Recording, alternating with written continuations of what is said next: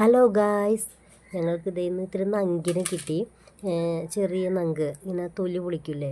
ചില ആൾക്കാർ തൊലി പൊളിക്കും, ചിലവർ ഇങ്ങനെ ഉരച്ച് അതിൻ്റെ ചതമ്പലൊക്കെ കളഞ്ഞിട്ടാണ് വയ്ക്കുക. അപ്പോൾ നമ്മളിവിടെ തൊലി കളഞ്ഞ് ക്ലീൻ ചെയ്ത് കൊടുത്തിട്ടുണ്ട് കേട്ടോ. ഇനി ഇത് നമുക്ക് തിളപ്പിക്കാം.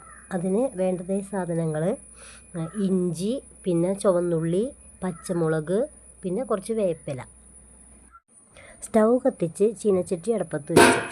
ഇനി ചീനച്ചട്ടി ചൂടായിട്ടുണ്ട്. അപ്പോൾ നമുക്കിത്തിരി വെളിച്ചെണ്ണ ഒഴിച്ചു കൊടുക്കാം.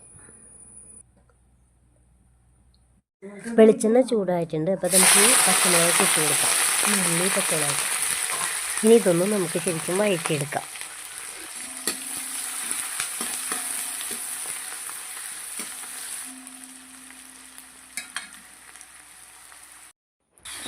ഉള്ളിയൊക്കെ നന്നായിട്ട് വാടിയിട്ടുണ്ട്. അപ്പോൾ അതിനകത്തേക്ക് നമുക്ക് മഞ്ഞൾപ്പൊടി ഇട്ട് കൊടുക്കാം.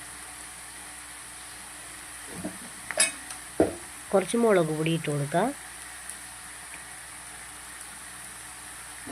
ഇനി നന്നായിട്ട് വഴറ്റിയെടുക്കാം.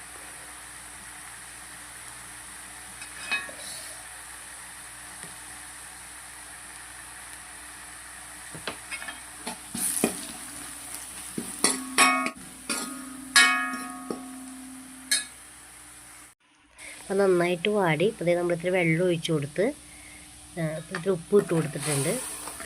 ഇനി അത് തിളയ്ക്കുമ്പോൾ നങ്ക് ഇട്ട് കൊടുക്കാം.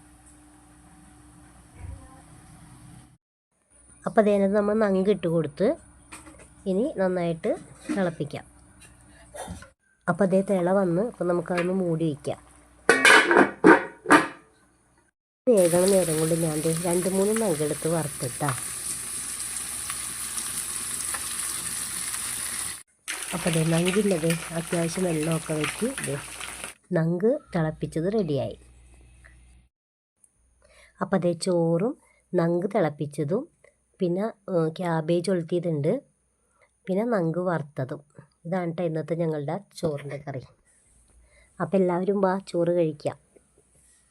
അപ്പോൾ അടുത്ത വീഡിയോ ആയിട്ട് വീണ്ടും കാണാം. Tata, bye bye.